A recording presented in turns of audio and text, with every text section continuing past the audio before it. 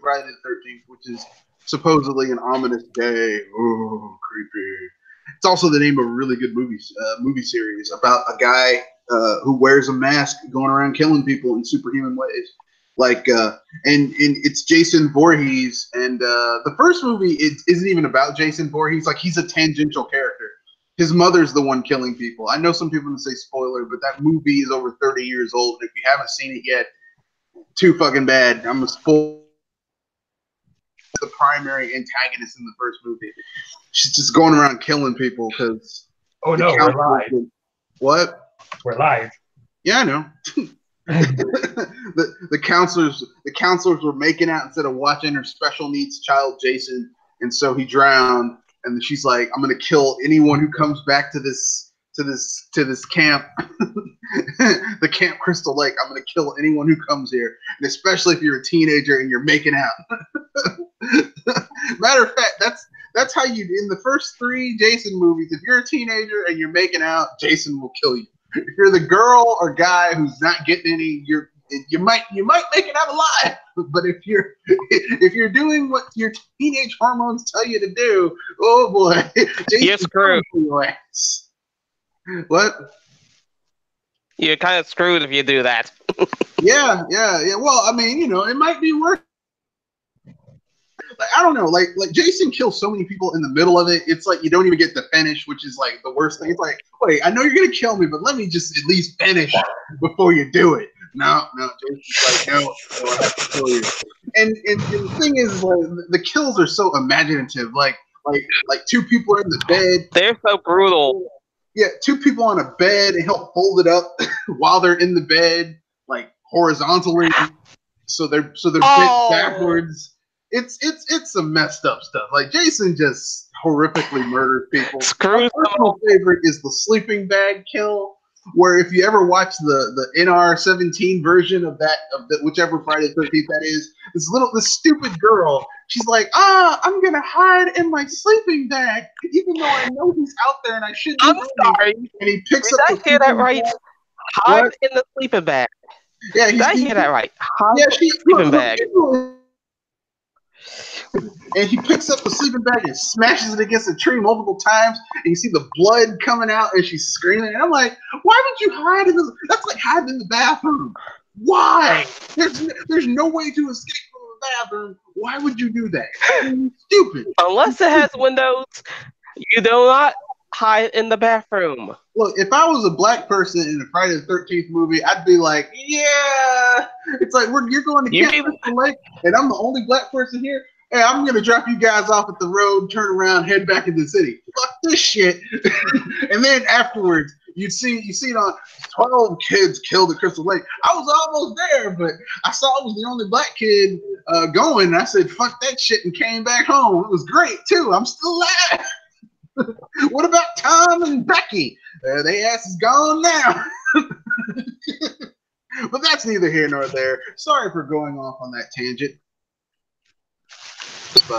So before we go any further, let's have the lady introduce herself, and then the gentleman, and then we'll dive right into what we're doing. And as always, ladies and gentlemen, boys and girls of all ages, this is your AMA Star welcoming you to the BS Busters, and we got plenty of things to catch up on, so why don't we get right into some action.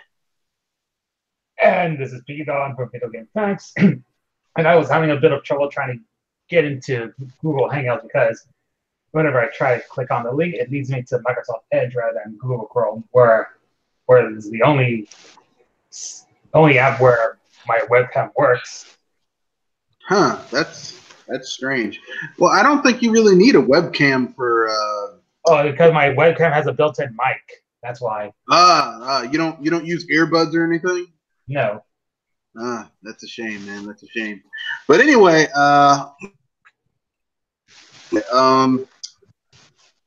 so yeah, this is me, Mr. Red Fox, and let's dive down into it. Let's get down to it. Let's do the do. So I guess we can begin with well, let's talk about what have you guys been playing? I've been playing some ukulele, which I found a physical copy of at my local Best Buy Oh, that's cool. How you been? How have you been enjoying it after you Yeah, downloaded it? I'm currently at the fourth world, the casino. I'm currently at the casino world. Oh yeah. And I was just saying, Have you noticed how that game is one big fuck you to Microsoft and Bill Gates and the Xbox division? oh yeah, capital B. Oh yeah. It's like they're like, fuck you, fuck you for destroying our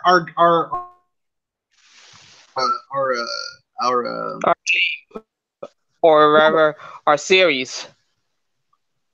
our IPs. Fuck you for destroying our IPs. Yeah. So far, all I have to say is that while it played like a Banjo-Kazooie game, it doesn't feel like a Banjo-Kazooie game at the same time because mostly it rounds on ukulele themselves because obviously they cannot use Banjo-Kazooie, so they have to create their own original characters with completely different abilities, and some of the abilities it felt off for me since I'm so used to using Banjo-Kazooie's abilities. Really? 'Cause I didn't find that when I played that game. To me, it felt like this is the logical progression for Banjo-Kazooie. Like the game. Yeah, if you play Banjo-Kazooie and Banjo-Tooie, you probably could feel it. Apart from the hovering jumps, but you don't have the thing where you're shooting out eggs, but a lot of the abilities are basically like they're basically reskins of abilities that you had in Banjo-Kazooie and Banjo-Tooie.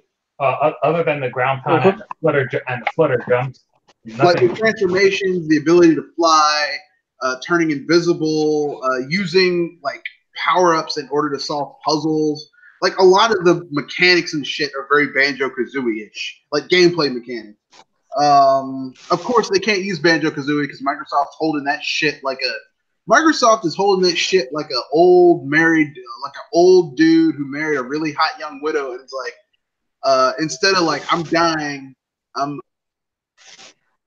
door, but I just won't pass away, and I won't let you go, so you can find someone young enough to do what they need to do in order to make you happy. I'm gonna hold on and keep you from being happy as long as I can. That's Microsoft with Rare's IPs at this point. You know, we ain't doing shit with them, and nobody else will either. You know? And then there was a couple of performance issues, like choppy frame rates at certain points. So, are you playing it on the Switch? Oh, yeah, that's the problem. Yeah. When I got that game, I got it on PC because I kickstarted. I gave money to the Kickstarter, so I got mine for PC, and I was like, yeah, it's pretty good. I mean, like when it first came out, it had the frame rate issues, but then they upgraded. They not upgraded. They patched it. And once they patched it, it got a lot better. Plus, you can unlock that retro mode, which makes it look like an N64 game, which is pretty awesome. See, how do you unlock it? By beating the game once? No, it should be there. Like in the options section, you can go. Nice. It's down the tonics option. Yeah, I have to remember how to unlock it. Yeah, you just go and click on it, and it turns everything retro and pixelized. It's really cool. But that's neither here nor there. What have you been playing, Joel? I had Knights of Pen and Paper 2 and Radiant Historia, Perfect Chronology, and I'm at Chapter 5 Alternate History. You haven't touched the alternate history, or you just? I'm in Chapter 5 of Alternate History. All right. So you haven't. Okay. All right. So I'm not going to spoil it for you because Radiant Historia is one of those games that you have to enjoy it for yourself. But I don't mind the spoilers if needed be, but I'm having a real beeping headache with the Black Chronicles biggest gift right now after I found out that there's a brother and sister duo going on. Or as in, a sister finding her long lost brother. Well, who she thinks is her long lost brother. That's the only thing I'll say. She thinks that's her brother. I'm not gonna say it's true or not. I'm just saying that's what she thinks. Yeah, it's the alternate history. I'm wondering how far fetched that is. Let me put it this way. This is the only spoiler story. There are two histories that you think you're going with. The true history and then the alternate history. When you think the game is done, there is another history that pops up. This is just whether you're playing the original version or the new version. And that explains the entire storyline and how everything is connected. It's way deeper than you might think. Then there's also that weird thing that they have in the game where it's like that they added in the redo with like the extra chapter in perfect chronology. The extra timeline with all that weird extra shit. But I didn't really bother with that too much because I was perfectly happy with the original. But anyway, yeah. What was I saying? So that's what you've been playing. What I've been doing since my gaming PC died.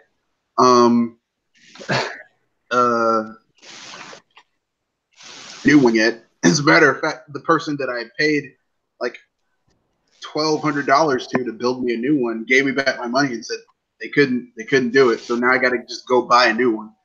But the specs of what I wanted to have built, what they were going to build for me versus if I bought it myself, it's like another like $500. So, oh well. But that's neither here nor there. I've still been managing to get in some gaming.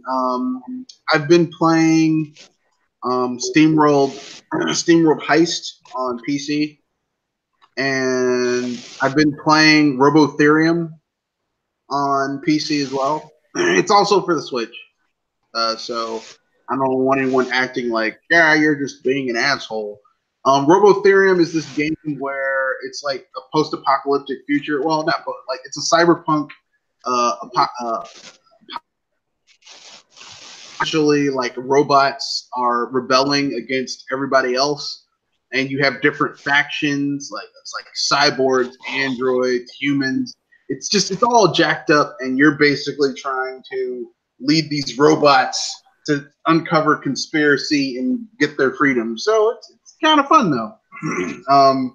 And it's an RPG. It has turn-based combat. You build your party literally because they're robots. You build them, and they joke that Metabot did that. there is in fact there actually is a Metabot in the game that can heal and buff units, and they can regenerate health and shield and stuff like that. The game's pretty good. It's a little rough around the edges. I'm guessing as time goes on, they will add patches to smooth it out, make it play a little bit better. But overall, for what it is, it's pretty good. And that's what I've been playing. And I also bought a whole bunch of other games on the Steam sale because it's the New Year Steam sale. And like getting drunk and waking up next to some chick that you didn't know, or if you're a lady, some lady that you didn't know, or if you're whatever your sexual persuasion is, whatever, like it's one of those things. Like I basically bought a whole bunch of games and I turned over like the next day and I'm like, I bought that on Steam. This is the reason why I don't go Steam, because you're gonna end up with that. No, some of these games are really good. I got Star Traders Frontier, which is like an RPG where it's like a space RPG. I got Romancing Monarchy, which is a redo of a game that already existed for free on like RPG Maker. RPG Maker 2K. It's this website that basically RPGmaker.net, which is like a hobbyist website for people who make RPGs. But I bought it for like $2.99. I got Anachronox, which is a rare. It's an IDOS game made back in the day before IDOS got bought by Enix and fucked up. But Anachronox is a sci-fi RPG that's actually pretty cool. Like like, you know how a typical trope of RPGs is that you get like in order to show how your character progression is from the beginning, like they basically have you meet an uber powerful enemy and get your ass kicked in a battle you're supposed to lose in order to show how powerless you are, right? So that later on in the game, when you meet that same enemy and you're powered up and you kick their ass, you feel like you had progression. That's the funny thing. I actually like some of those challenges, though. Though with some remakes, I always have this one little itch of annoyance if they pull this stunt off. And sadly, I think Radiant Historia did that stunt. Well, I mean, it's a standard RPG. It's a standard RPG trope that they do that. That just it's part of RPG 101. I mean, a remake of Radiant Historia. Here's Even the thing. remake does that. I was going to say that they had the time vault.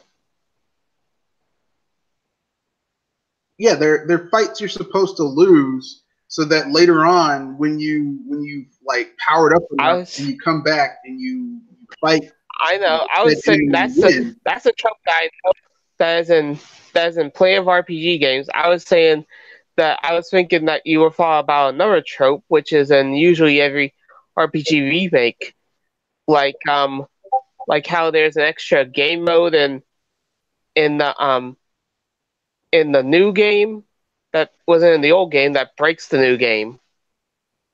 Not really.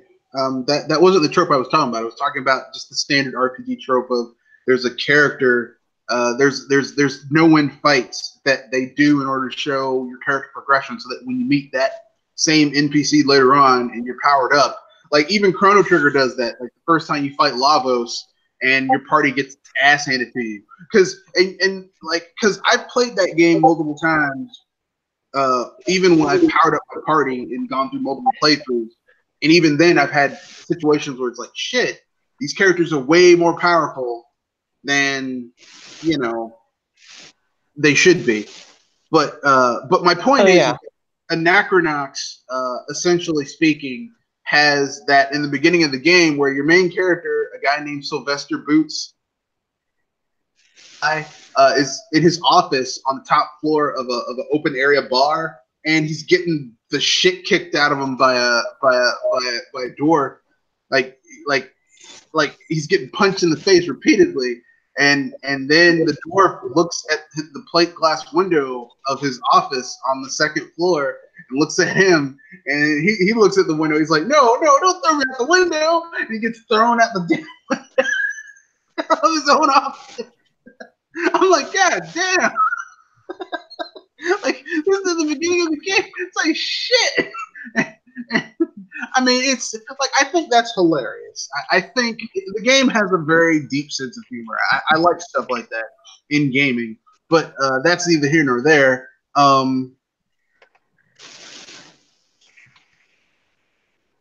So, because we're gonna move on to the latest gaming news of the week.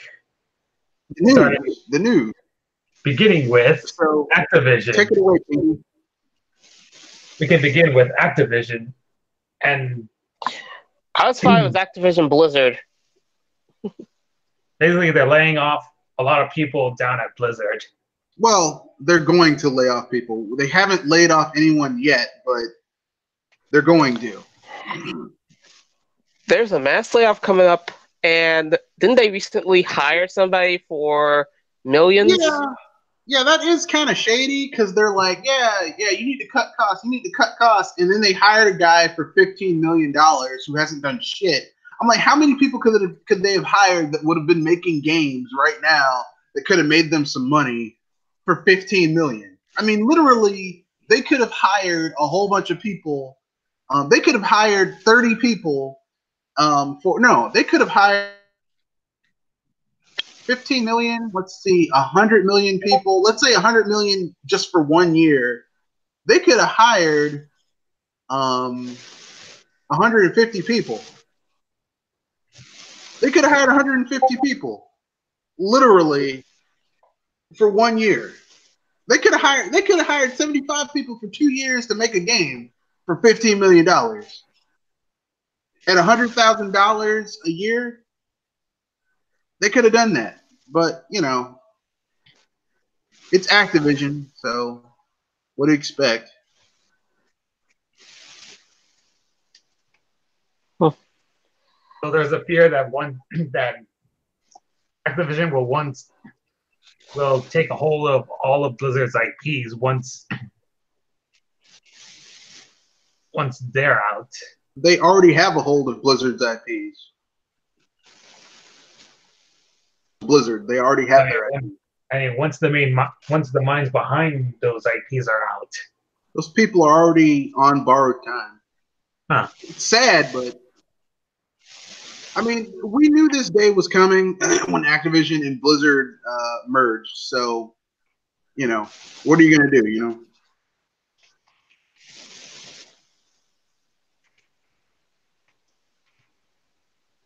This is what happens. Sadly. I mean, I'm not happy about it, but this is what happens. This is why people don't like mergers and acquisitions. Because what happens is that one side gets devoured by the other. And if you don't believe me, let's talk about this is a segue, Pinky. Let's segue over to EA. Forgot what they did this time.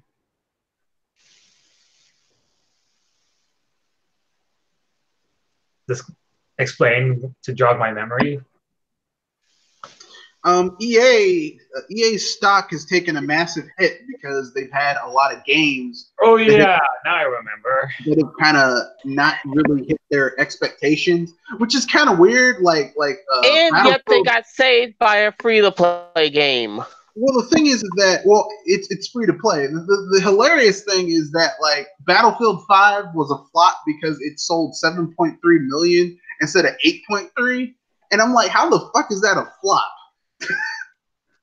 Like it still sold like millions, and yet it sold a million less than its target, and that's a flop. I'm like, I wish I sold 7.3 million beverages.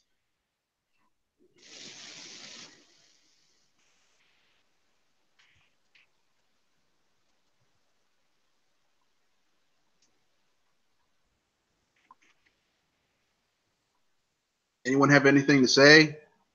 I'm trying not to face palm at how much this is such a fail. But then again, this is EA we're talking about. effing no need for single player A. Yeah.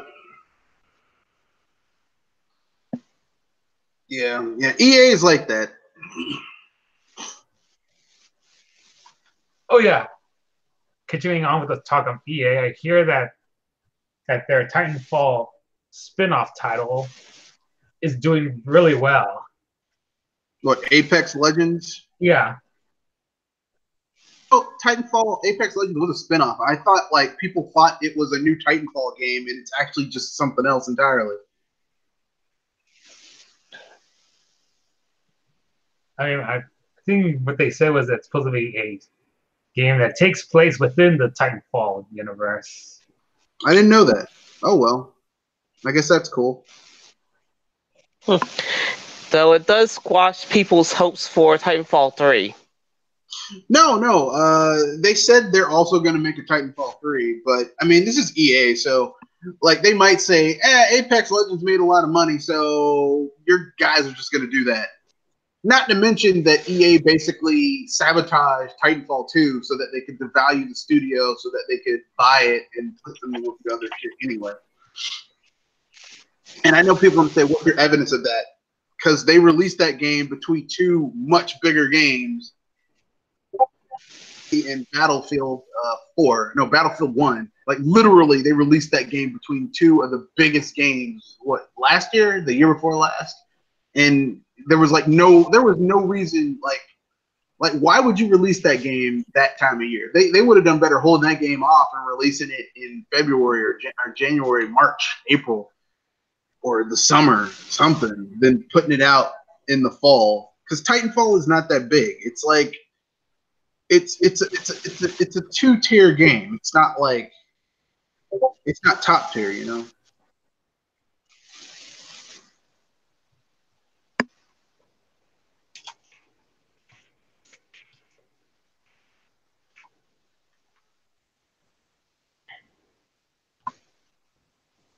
So, moving on from EA, there's a new interview from Shigeru Miyamoto in regards to developers, in regards to hiring developers. They say they will rather nurture the current developers they have now rather than hiring new ones. Yeah, but that's not the only thing he said.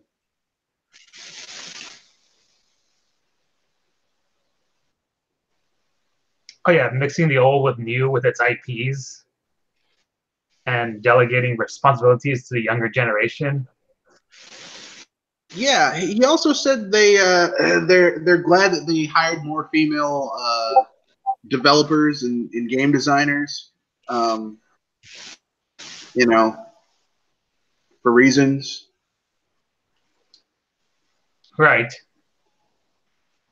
Though Nintendo still gets shafted by the media for reinforcing damsel in distress tropes.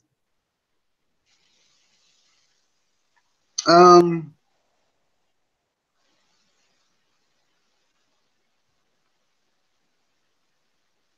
mean, like, I'm not saying that, but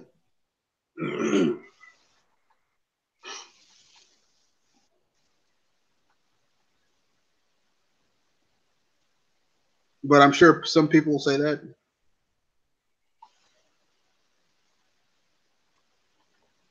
Just guys like Anita Sarkeesian. Yeah, but I mean, you can't take her assertions seriously. True. It's like listening to a crazy conspiracy theorist who's like, the world's going to end April 1st, 2019. What evidence do you have of that? And then it comes and they're like, well, because I prayed, God. It's like, no, you don't get to make that assertion because everything you say is suspect. So I think, I don't think Anita Sarkeesian is a fair example of people saying that Nintendo uses the damsel in distress trope. So I mean, who notable and who noteworthy and credible is saying that Nintendo is flawed because they use the damsel in distress trope? Her boyfriend Josh McIntosh.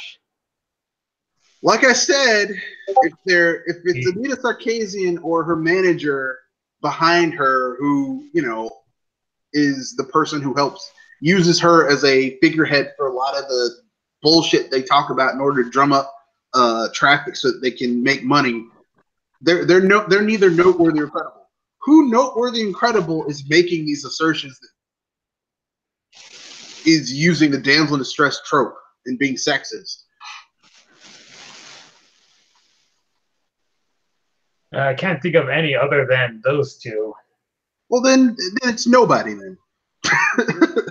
Because I said noteworthy and credible. Like, Anita Sarkeesian is she's noteworthy because she's infamous, but she's not really credible. I mean, this is the woman who I was about to say Kickstarter was WikiLeaks. Well, this is the woman who this is the woman who her and her manager ran this Kickstarter in order to basically create this web series, this like mini documentary series about gaming and various aspects of gaming and tropes and stuff in gaming. And they were supposed to do like 6, 7, 8, 9 videos, and they only did 3 or 4, and then took people's money. So I mean, like I can't let someone who defrauded people, like, I can't take them seriously,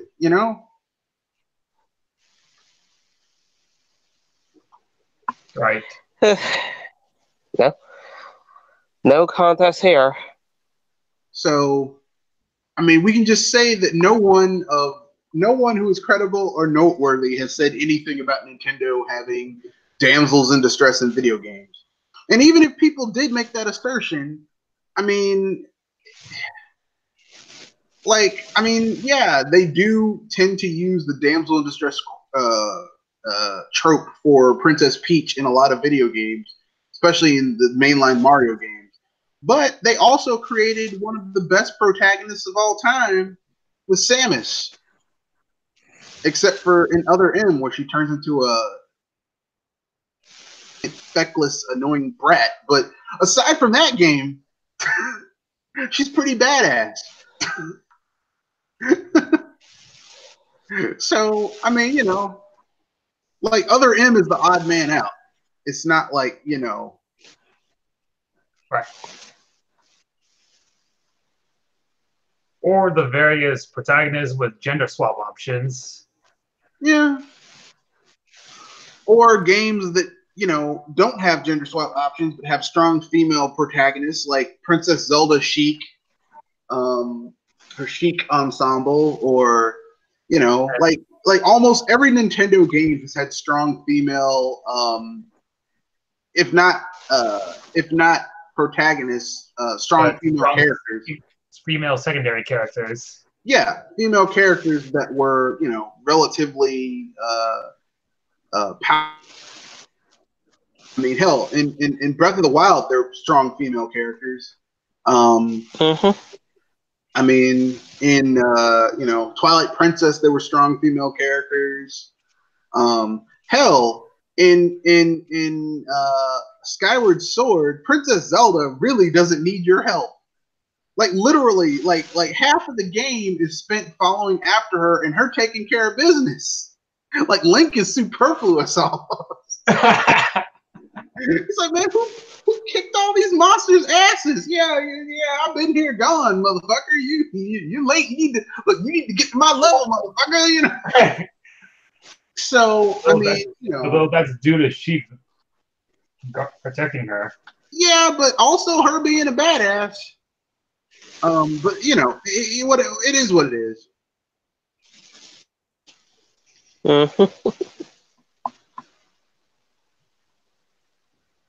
So, your thoughts on the rumors regarding Nintendo Direct coming next week on Wednesday the 13th? It could come out. It could be announced next week. It could be announced the 13th and then be on Friday or Thursday, which sounds more like Nintendo style. Let's talk about what the Direct is supposed to be about. That's the real juicy bit. Here's the thing I'm going to say right now. Why do you people want all these rumors to run around? I mean, seriously. The hype train is one dangerous thing to ride. Well, the thing is that this rumor is being brought up by someone who is actually pretty credible at Reset ERA, because he's leaked some stuff. Reset Era. But here's the rumors. Like Club Nouveau. Look at all these rumors. But anyway, here's the rumors. There's apparently going to be a Metroid Prime trilogy for the Switch. And here's my response to that. If that's true and it's $60, Nintendo can go fuck themselves. Oh, calm down. You'll probably get it anyways if you're that sick with Metroid. I'm sure Activate Gamer Life will try to revive his Operation Other Prime movement to encourage people to buy the Switch ports of the Metroid Prime trilogy. No, I won't, because I've already bought the Metroid Prime trilogy twice. I have the original version on the Wii. On the Wii, and then I bought the Wii U version for $20, $19.99, so $20 on the Wii U. If they are charging $60 for the remake, I think that's kind of scummy. Now $39.99, $9.99. That was what the original Wii version cost, was $49.99, which was weird because it was $49.99, which was weird because a lot of the Wii games at the time, it was $60, which was weird because at the time that was like $10 higher than a lot of Wii games, which were like $50. But I bought it because I was like, there was nothing else coming out for the Wii, for the Wii that was like a Nintendo first party game that I knew was going to be quality. And I got it, and I was like, this is pretty damn good. Metroid Prime, the trilogy is pretty damn good. So, well, I mean, if anything, I was off of Metroid Prime thanks to Metroid 1. Yeah, the first Metroid Prime, I know a lot of people love that game. It's really not that good. Like it's because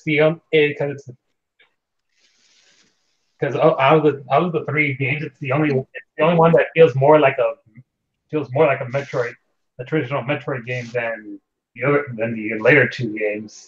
No, not really. It's not so much that it feels so much like a Metroid game. The problem with the original Metroid Prime is that it adheres so closely to the Super Metroid formula that it also follows those flaws as well. Metroid Prime 2 Echoes kind of it refines the formula that the first Metroid Prime kind of followed too closely. And then Metroid Prime 3, in my opinion, is like one of the best ones because it really gets rid of the unnecessary things while keeping the core essence of what a Metroid Prime game should have in it. But look, listen, if the game comes out and you've never played the Metroid Prime trilogy, like any of the games, I would tell people to go get it. If you already have Metroid Prime for your Wii U or your Wii, and you have a Wii U and a Wii, then there's no need for you to buy it for the Switch. If you already have it, especially if it's $60. If it's not $60 and it's like $39.99 or $49.99 and it's on the Switch, go for it. I mean, hell, it's a good game. Also, another game that's getting ported to the Switch is Pikmin 3. I don't know about that, but they said that there might be a Super Mario Maker 2 announcement. I mean, I don't know how good Super Mario Maker 2 could be if you don't have that 2-screen experience that Super Mario Maker had. Actually, there's people who have plenty of ideas of what to expect from a Mario Maker 2, like slopes, Super Mario Brothers 2 format, Super Mario Land format. Maybe a better Bowser had in Super Mario Maker. Hey, I just, I don't know. I don't know.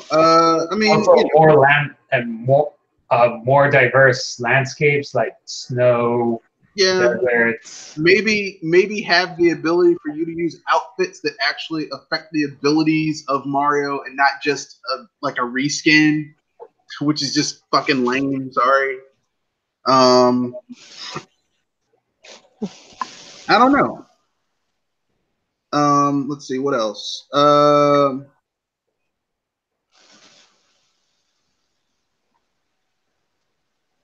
Yeah, so there's supposed to be a Pikmin 3 announcement, Box Boy ports, a new 2D Zelda, and of course they're going to talk about the new Pokemon RPG.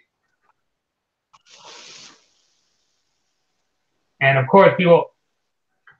I'm going to keep it real. Of course, the people in my group, people in the server I go to, are expecting some more Smash DLC news regarding Joker as well as the leaked Brave character. Yeah, they might. Well, if they're gonna talk about the new DLC character, it'll probably just be one. It'll probably be at the end of the direct. If there is a direct, because they like doing that. As far as games announced, I think what you're gonna get is a whole bunch of fucking ports.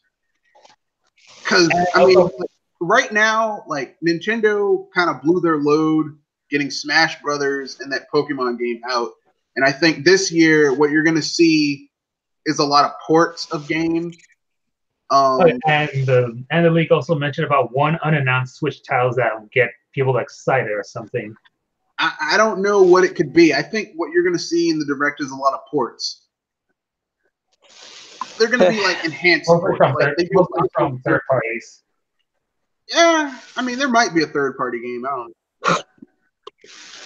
Because, I mean, the Switch has seemed to get a lot of ports of like older titles, that came out during the Wii and Wii U era. just a lot of ports. Or the game. I'm not in love with ports, so you guys know how I feel about fucking ports. I don't like them. I don't. Yeah. So you want Yeah. So that means you're But- discouraging people. So that means you're discouraging people from having the ability to play. I was gonna say play games that are not. Well, no. I'm saying my own. I'm not saying people shouldn't do it. I'm saying my own position is that, like, because I already bought these games, I don't want to buy. Now, if you didn't buy these games, you're one of those people who's like, I'm not going to buy a Wii U because it's weak. You're one of those people, and then all of a sudden there's all these really good games for the Switch, and you didn't buy the games.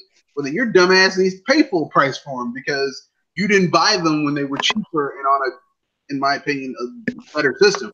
So, you can pay $60 for the shit that I bought for, $20, $30. That's on you. What about people who never played this game because they didn't grow up with it during their time? Good. Enjoy. Buy them. Buy them. Give Nintendo all your money. But if you're not one of those, like, if this is your first introduction to something and you haven't had a chance to play it before, enjoy yourself. If you're someone who had a chance to get it and you didn't because you were being an asshole, I don't feel sorry for you. I'm sorry, I don't. Good. At least I could go with you on that note, because there's some people that are just intelligently inefficient to get the game when it comes out on a system because it's quote unquote weak. I don't feel sorry. I mean, I know some people are gonna get mad when I say that. Like I don't like. Okay, like I said, I don't like spending money on all the ports. I don't like it. That's my own personal opinion. I'm not a big port fan. I don't like. Mostly because I'm the type of Nintendo fan who will buy shit day one, right? Like I bought Smash Brothers day one. I bought Metroid Prime Trilogy. I bought what else did I buy? I bought Mario Maker and like played it for a while, and then that's one of the few Nintendo games that I actually gave to someone else because I was like, I'm less than impressed with this title. But generally speaking, like I'll buy stuff day one.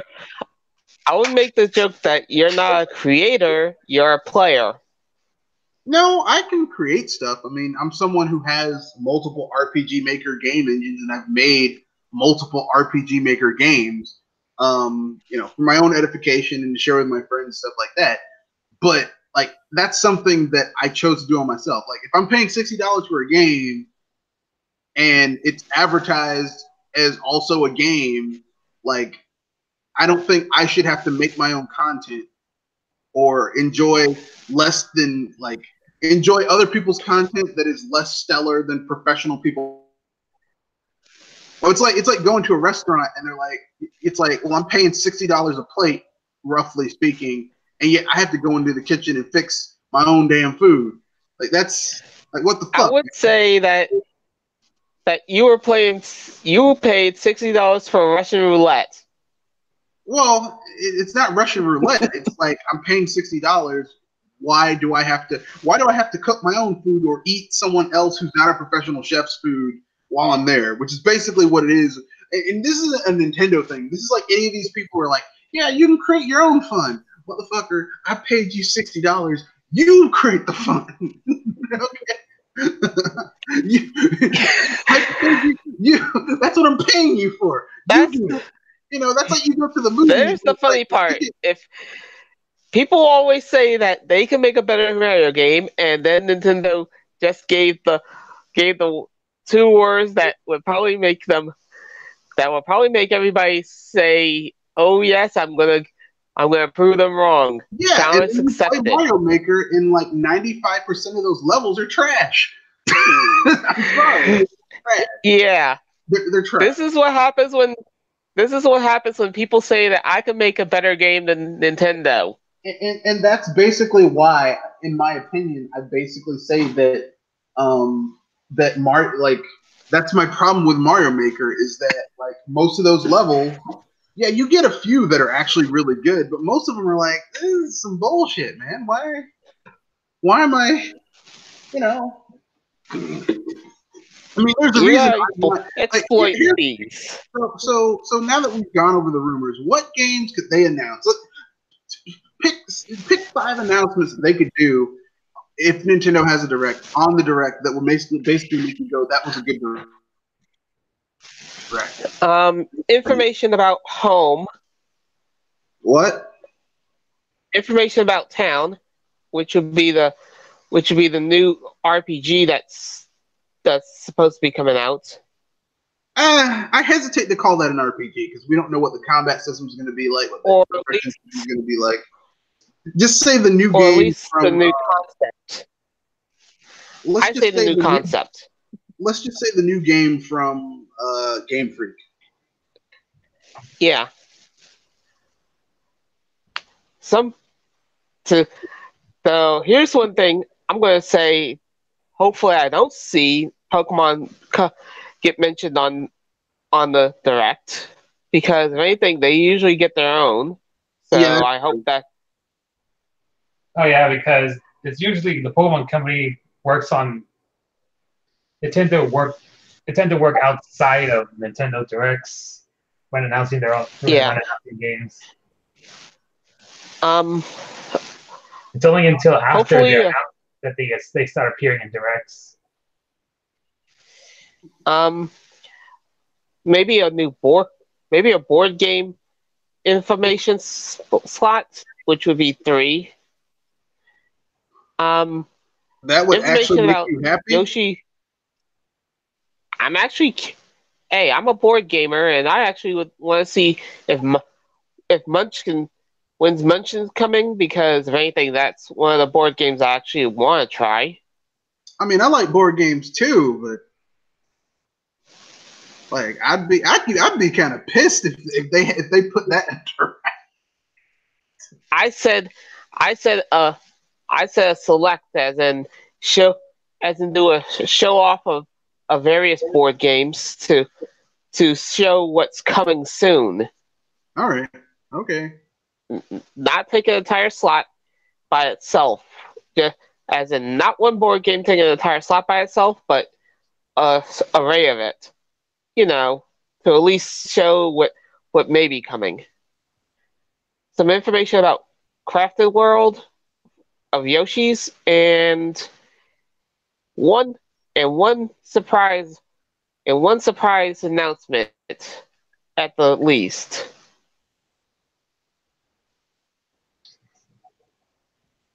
Okay. Yeah, guess it's my turn. All right, go ahead. Let's see, 5 things. 1, the obligatory Smash DLC character reveals. 2, that was too easy. 2, a surprise DLC for Super Mario Odyssey regarding a playable Princess Peach. 3. Isn't there already a Princess Peach in the game though? Yeah, but I want to have the ability to play as her in Super Mario Odyssey because she has her own Cappy as well as her own alternate costumes. All right. Okay. Okay, now for number 3. What was it again? I don't know. It's 5 announcements they could do that would make you say that was a good direct. So whatever you want. I don't know. It's your choice. Oh yes, and then probably an announcement of one of a port of one of the JoJo games, like JoJo All Stars for the PS3 or Eyes on Heaven for the PS4.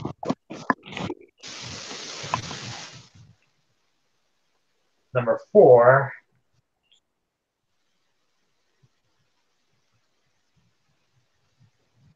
Probably the announcement of Banjo-Kazooie and Banjo-Tooie going alongside with a possible official announcement of Xbox Live coming to Switch.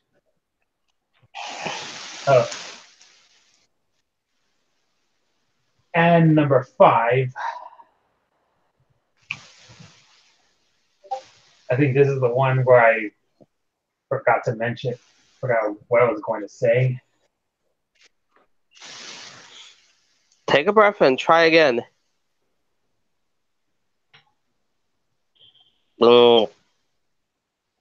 Oh yes, if the rumored 2D Zelda game happens to be a remake of the CDI Zelda games done completely by Nintendo in higher quality rather than by Philips, so that way they'll be more like better. So they'll be more up to par with traditional Zelda games.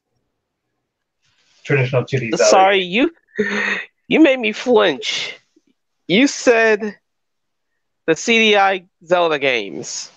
Yes, complete or full-on remakes of the CDI Zelda games done by Nintendo to make them.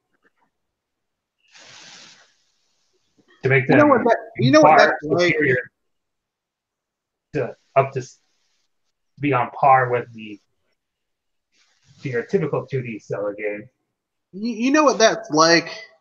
That's like you're a dude and you went with a chick and she gave you a bad STI. Then like years later, I might hit it again. It's like, nah, man. Nah, you burnt me once. I ain't getting burnt again. That's TMI. But that's basically what it's like when you do that. But isn't that the point of isn't that what you want remakes to do? Fix things that were previously never good to begin with and improve upon them. I mean, how can I put this nicely?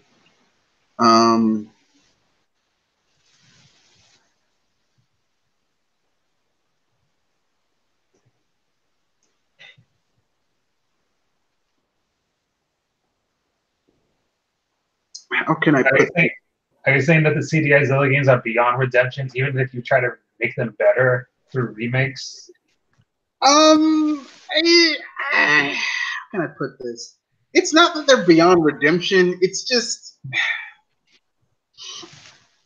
like there's some games where I can say if those games were remade, it would be interesting for new generation to play them. Like Toki, right? Like Toki came out for the Switch and the PC, well not PC, but the Switch and the PS4 and the Xbox One. Like Toki is the game where you play as the guy who's been cursed and his girl was taken away, and you were cursed and turned into an ape, and your only attack is jumping on enemies and spit. Like literally, you just spit at enemies in order to do damage. You get power-ups that let you spit farther and different types of spit. And that game's really kind of weird and kind of interesting, so it would be kind of fun to play. So them doing a remake, yeah, that's cool. But I mean, I don't. It's like, man, you missed out. Like, I don't think anyone missed out by not playing the Zelda CDI games. Like they're notorious because of how shitty they were, not because they have something redeemable in them. Because they don't. I'm saying this as someone who actually played all 3 of them. There's nothing redeemable about the Zelda CDI games. They're terrible. I mean, those various YouTube poofs of those cutscenes might have caused people to become curious and trying them out. No, they're bad, man. They are really, really bad.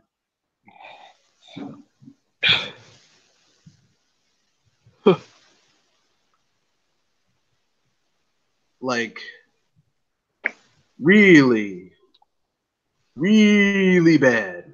Like, but like, guys, there's a higher chance that the 2D Zelda game might be a remake of Link's Awakening, because that too was rumored to be a thing.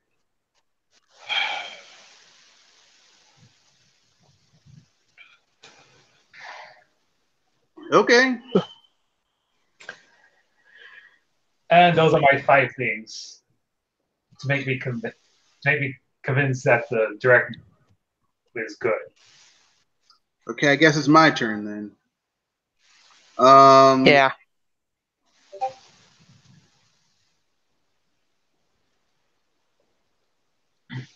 Okay, so number one, I'm gonna say a Zelda remake, but not a CDI game. I'm gonna say Zelda 2.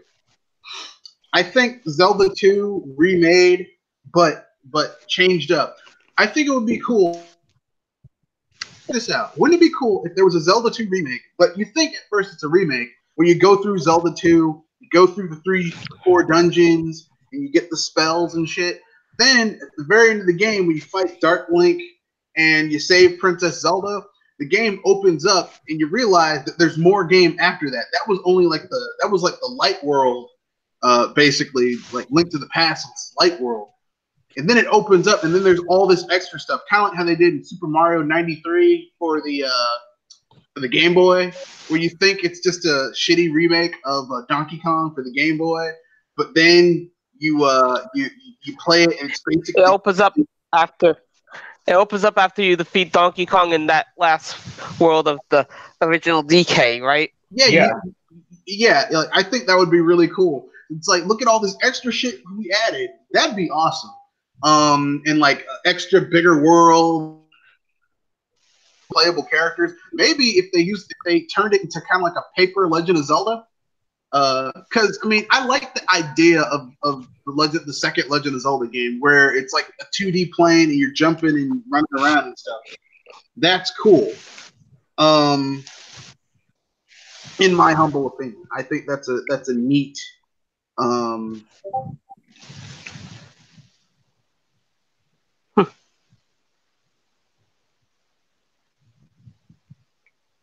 I think that's a neat. And will it involve Ganon as the final boss? Well, I mean,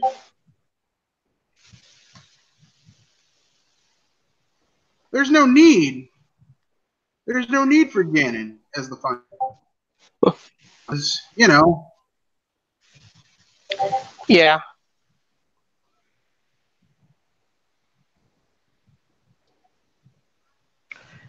Lisi.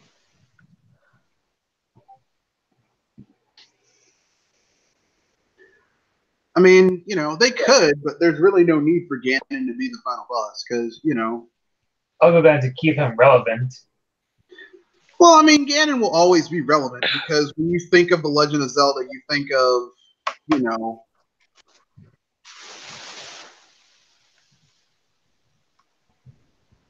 Yeah. That's just my Smash paranoid. That's just my paranoid self in regards to, like, whenever, like, in the case if you get a rebooted roster for Smash Bros, they might cut out characters that people would deem irrelevant for not appearing in a new game in their respective series for about a decade or so, for a few years or so. Yeah. So.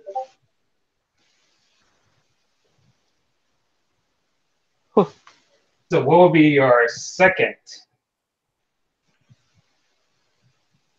thing to make you convinced that it was a good direct? So my second one is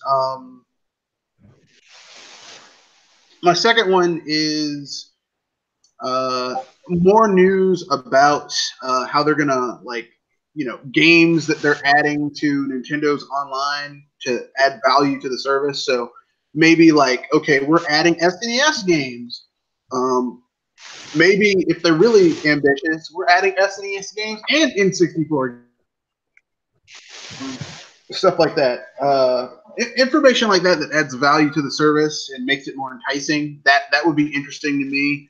The third announcement is I want more news about that Steambot Quest. I think it's called.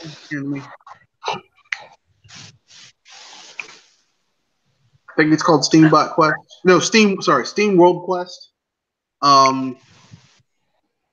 Because I actually like the Steambot. I actually like the Steam World games. Like all of them. The first game, the second game, the third game. Like I really like those games. They're so damn fun, you know? We get you.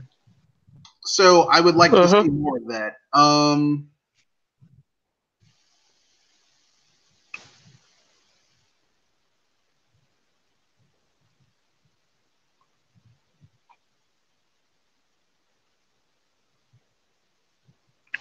So that's just me. I know some people are going to be like,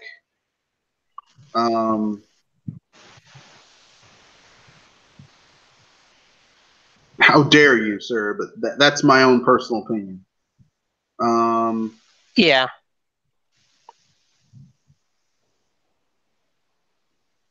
And secondly, I would like to use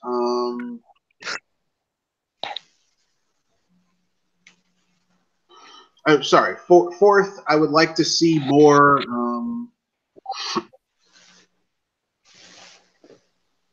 I don't know, I'd like to see more it's tough. I mean, I said 5. I would like to see some more announcements of arcade ports. Like, I'm tired of Neo Geo arcade ports. I want to see some Capcom arcade ports. Capcom had some really good, like 2D, 2.5D, side-scrolling beat 'em ups. And lastly, I would like to see an announcement of maybe some more. I don't know, more services being announced. Like your Netflix, your Hulu's, your Amazon, stuff like that. Now, like here's the thing.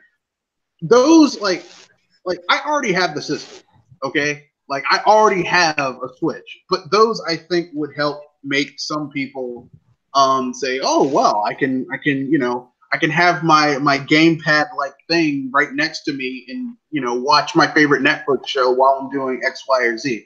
I think that's cool. That's my own personal opinion. I know some people are going to disagree. So.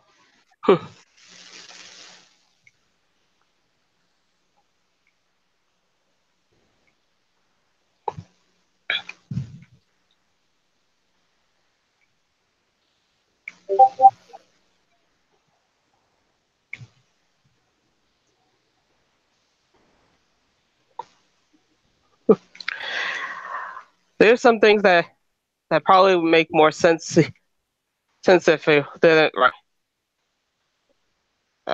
I'm sorry. I'm lost of words here right now. I'm right here, currently looking for more news.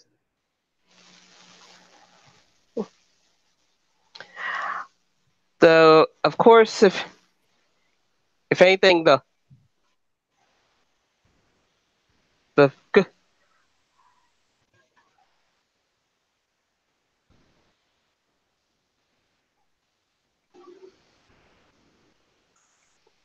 Oh yes, there is one.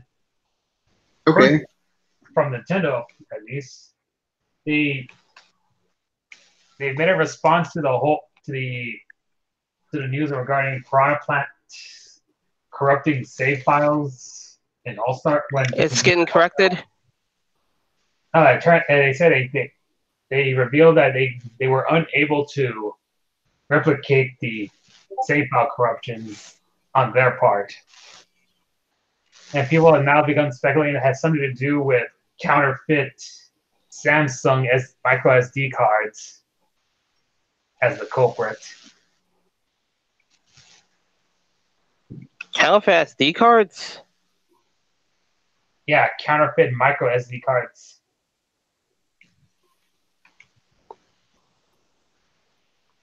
That's odd.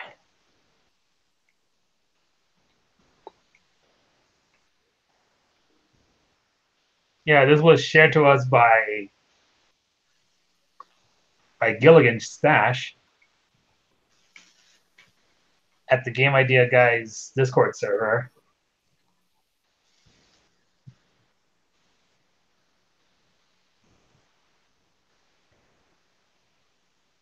Of course, none of us are willing to try it, test it out ourselves, because we don't want to lose everything, all of our progress.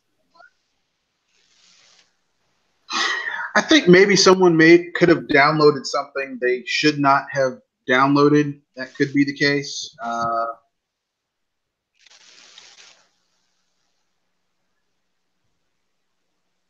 That's what I think.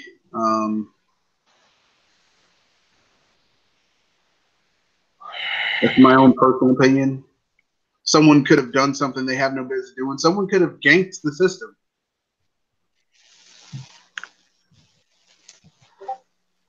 Which is unlikely, but possible.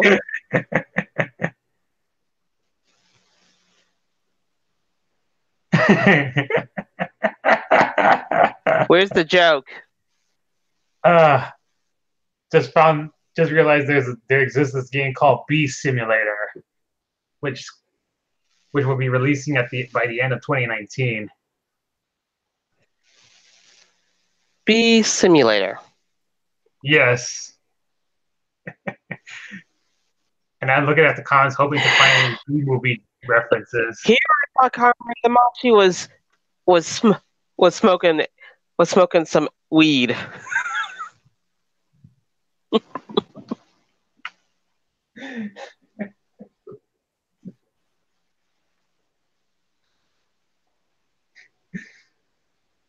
And I was not disappointed. I was able to find at least 2 comments that referenced the Bee movie.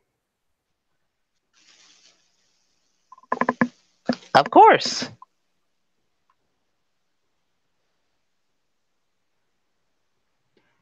I mean, I can see it now, Bee movie.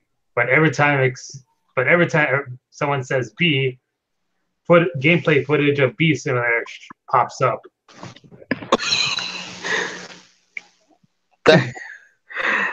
You guys have too much time on your hands for some of that stuff.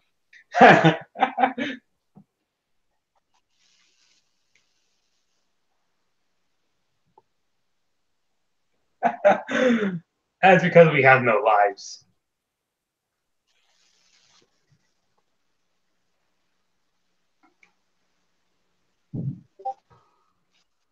But that's my own personal opinion. So,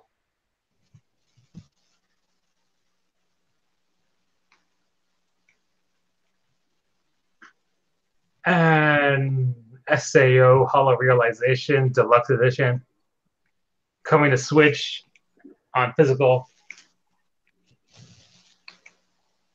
which I'm still shocked, because I'm pretty sure that Sony, because we used to think that, because we thought that only Sony has the exclusivity rights to having SAO games on their system. what games? That's SAO games, because Sword Art Online.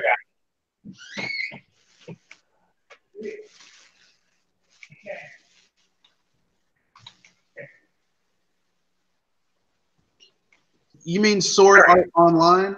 Yeah, Sword Art Online. It basically, because Sony owns the rights to the anime adaptation soundtrack. Thereby, people assume that they also own the exclusivity rights to having any games based on the anime published on there. No, it's kind of like how Namco Bandai used to own the publishing right for Dragon Ball Z. Or not Namco Bandai. Uh-huh. Like, you know who used to own this, and then it went to someone else.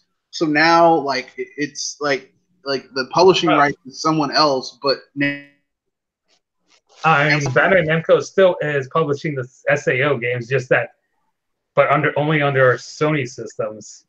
Yeah, but they're also on PC.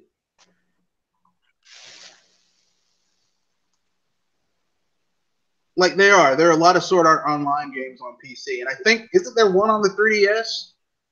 No. Not that I know of. Okay, well I know they're on the PC, so I mean that that kind of if it was only on the PlayStation, I'd say you're correct, but it's also on PC, so you know.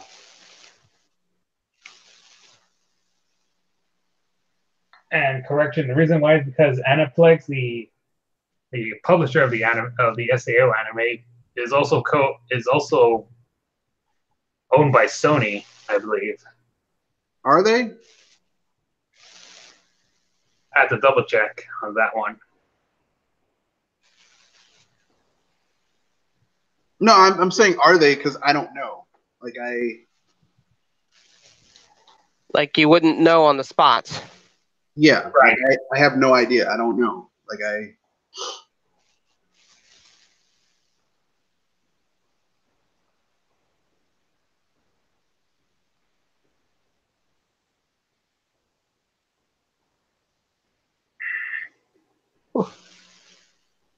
See, gonna double check on a quick Google search. Yes.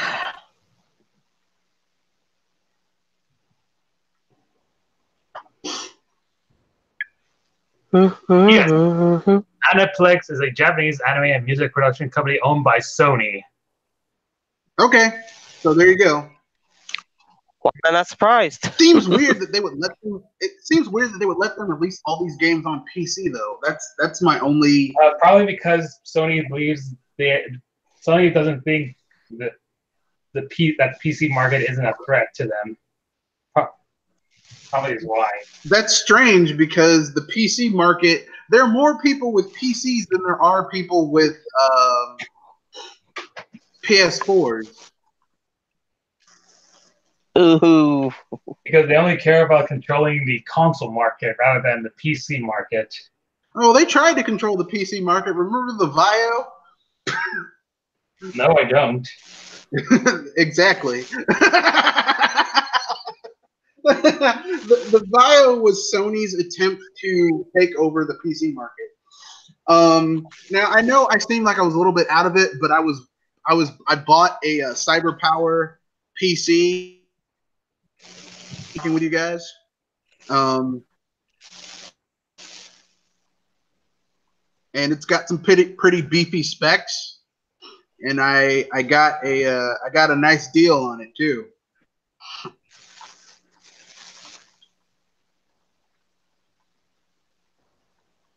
So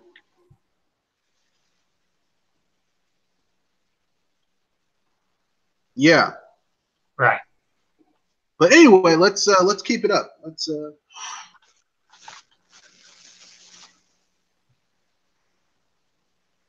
I should pimp out my own content. No, we're not at the end yet. Oh, okay. We're not.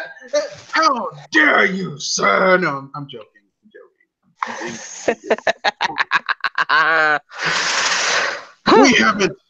We haven't reached the chaos that we breathed today. Yeah, there more Nintendo related articles about about some kind of study showing that more females and younger people are playing the Switch. That's good, isn't it? Yeah. I mean,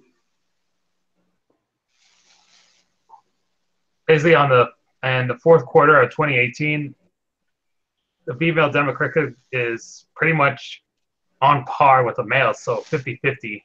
Yeah, it's a 50-50 split, which is good.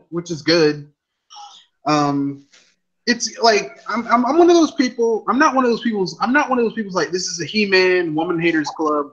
Women should play Switches. Women shouldn't play video games. Like the more people you have involved in a hobby, the better it is for that hobby, because it means, and it also there are people between the ages of 24 who are playing the Switch. So that tells you that you have a young demographic, not the youngest, but a relatively young demographic playing the system, which is a good thing because it means that those people are going to have kids, and their kids are going to want to play Nintendo systems because they grew up their parents played Nintendo Switches, and that's what they're going to be playing. So I mean, the Switch is revitalizing Nintendo's market share, which is a good thing. Which is also why Nintendo, with Sony's butthole is puckering right now, and they're trying to rush out the PS5. they can they can feel Nintendo creeping up behind them, about to pull down their pants and take advantage of them. That is so many perverted shots. But it's true. Look, you might not like it, but it's true.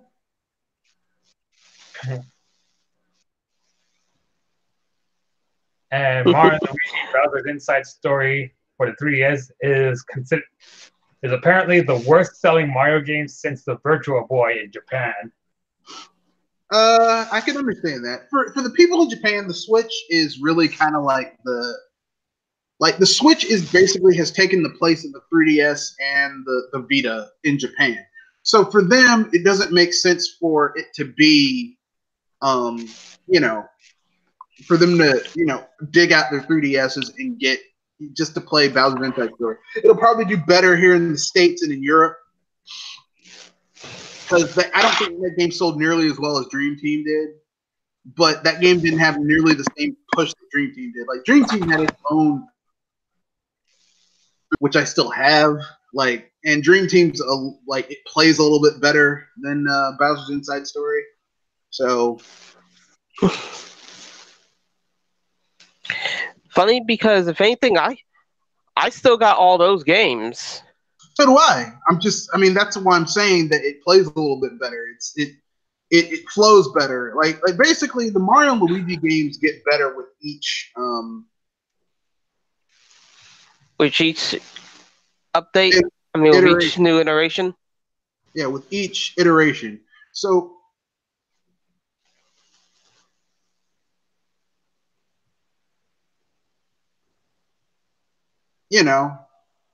they get better. They get better over time. So, it is what it is.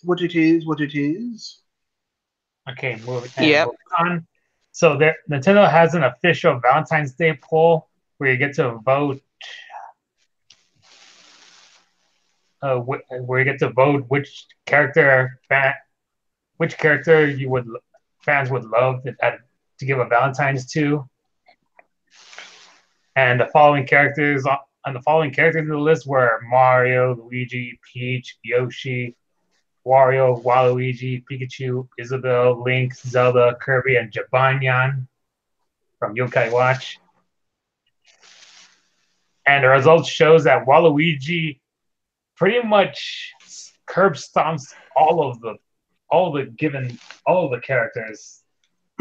So basically, what you're saying is that a popularity contest is a popularity contest, and not because it has a huge sample size, but because the sample size really likes a character that they feel isn't getting enough love. Waluigi. I hate that character. Fuck Waluigi. I hate that character. And Waluigi had a vote of 2,197.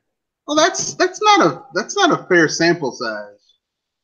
Because think about it. And the only character that comes second is Isabelle with only 222 votes. Yeah, but think about it. That means overall they probably had less than 3,000 people voting in that poll.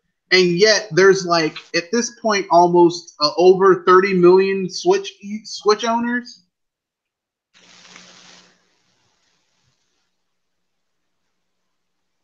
That's not a fair sample size. Because and we're just looking at Switch owners. We're not including the people on 3DSs. So that's 100. Let's add 70 million to that. You could go higher than that. No, let's say there are 80 million people who own 3DSs. So you add the 30 million on that. That's 110 million people And then let's add the Wii people on there. That's 100 million. So 200 million, 210 million. Then add the Wii U people. That's 225. Let's say 223. 223 million install base of people who have these systems, and only less than 0.001% actually voted. I think most of them didn't give a shit. If you look at the numbers, they're like, Walla who? And Mario was dead last with only 15 votes. What? Tough love. I mean, he's got Pauline, Peach, sorta, kinda, a little bit. Sometimes I don't know. It's kind of I'm not complicated. sure if I've heard that because I thought at least he'd have 100. No, I mean, here's the thing. It sounds like this poll was basically like who deserves the most love. I think that's how people interpreted it. So they basically voted for characters who they felt kind of got shafted. And while I will admit that Waluigi does kind of get shafted, I think he deserves it because he doesn't really He doesn't belong in the group. The only reason Waluigi exists is because they needed to give Wario a doubles partner, and no one thought far enough to get Captain Syrup from Wario Land, which would have made more sense. Because Captain Syrup is like, she's a Land games, which are the games that kind of expanded on Wario's lore. And I know some people. I was gonna say, I thought the only games that expanded his lore were in the spin-off games. Well, that's the thing. It's like you could say, well, they expanded the lore in those WarioWare games, but those WarioWare games are kind of like their own thing. They don't like the things that Wario does in the WarioWare games don't make sense in the context of what he does in his mainline games. Because in his mainline games, Wario got rich by stealing all of Captain Syrup's shit. Okay, that's how he got rich. Okay, like that's how he got his castle, and then she got revenge by basically going to his castle, getting back all her treasure, and flooding his house. Right, that was in Wario Land 3, and then in like Wario gets his shit back at the end of Wario Land 3 and defeats Captain Syrup. And then he goes on Adventure Wario Land 4. Wario Land 4 is its own surreal adventure thing going on. And then Wario Land 5 for the Game Boy Advance, Wario basically finds a treasure map to this like pyramid where he gets these treasures and he's followed by this weird black cat. Which, if you get the best ending in that game, he gets all the treasures and the black cat turns into this hot chick who gives him a kiss. And ascends to a higher plane of existence. Wario Land 5 is kind of weird. And then there's that weird Wario game for Sketch It, like the one that you can draw with the stylus. I think they kind of fucked up with that one because Wario games shouldn't have like weird gimmicks like that. You should just WarioWare? Yes. No, not WarioWare. Wario, like 2D Wario games shouldn't have weird gimmicks. And then there was Shake It, where they brought back Captain Syrup, and she basically tricks Wario into doing all the work, and she gets the money. Like, he does all the work, and she gets the treasure. and that's the end of the game. Like, so why not just have her be Wario's doubles partner instead of that bastard Waluigi, who's just fucking annoying. So fucking annoying.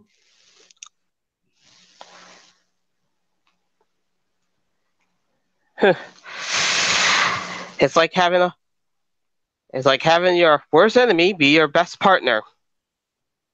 Yeah, and I think that would have made more sense. Plus, Captain Syrup, could you imagine? Like, Captain Syrup's big thing is that she uses guns and bombs and gadgets. Wouldn't it have been cool to have a tennis game where, like she hits the ball and it turns into a bomb, and when you try to hit it back, it explodes and stuns your character, leaving them wide open for more attacks and stuff. That would have been awesome. Instead, we got this lame ass Waluigi who people, for some reason, plus Captain Syrup's hot.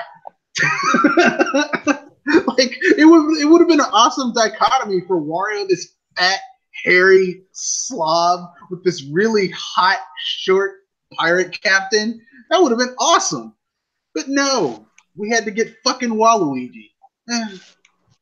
Your lack of imagination disturbs me. So moving on from all that Waluigi talk, here's something that's not well, it technically is since it involves a Nintendo fan, but basically one Nintendo fan is begging Hideki Kamiya for help to port the Resident Evil 2 remake onto Switch. Since, Hideki Kamiya was responsible for the original Resident Evil 2. Why do people always port beg? I'm so tired of people port begging. Like, just stop. Just fucking stop, please. Just.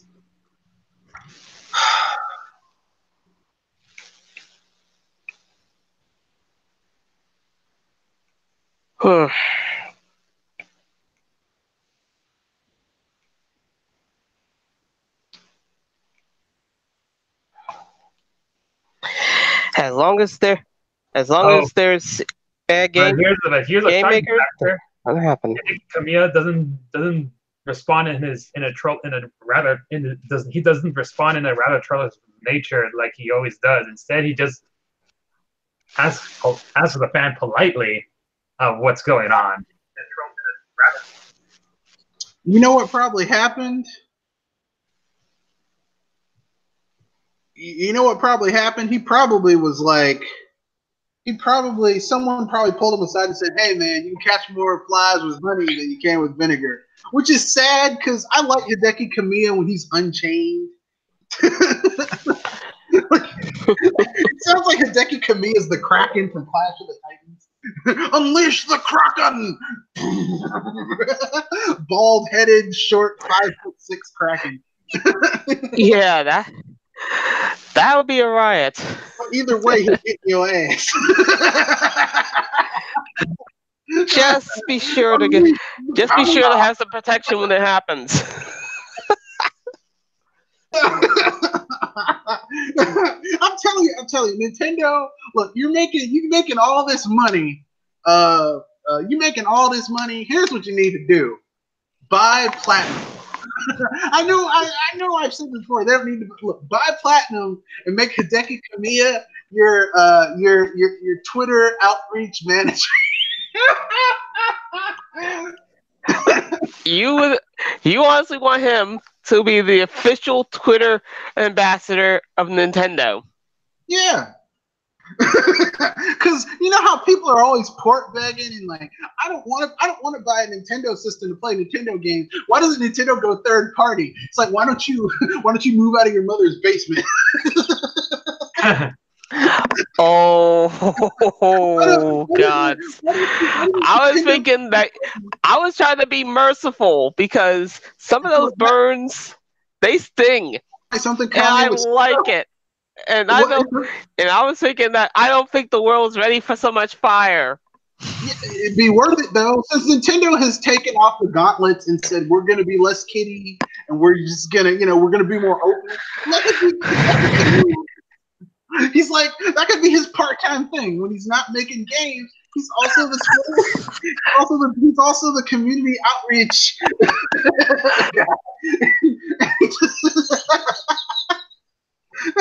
I want a wonderful 102. Yeah. You also want to get laid, don't you, bitch? But that there's two you and me. You're going home, and okay, I was about to get really kind of raw, but I'm not gonna. We have some comments keep here. It PG. We have some comments here from the Truth. He says he's here. He made it. Greetings. What are the topics? We just basically are talking about the direct and some last week because we didn't have the podcast. And the only thing I can say, Truth, is this: I like your name. I think you could do a lot of puns about the Truth. It's like, yeah, but sometimes the truth hurts. Sometimes you can't handle the truth.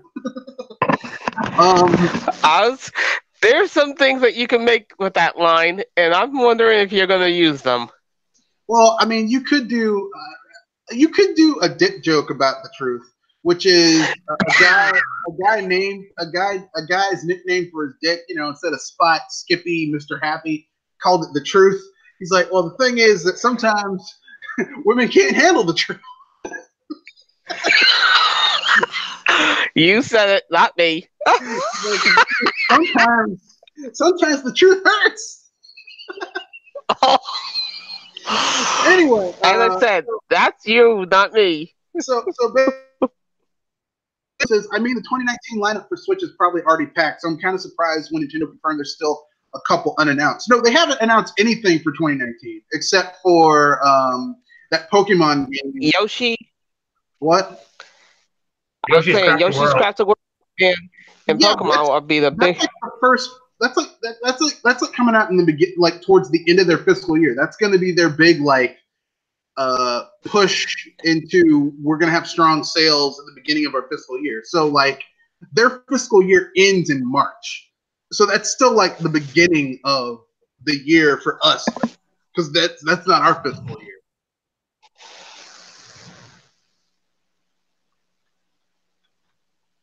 So yeah. So there's still a couple announced. No, there's a whole bunch of stuff they could still announce.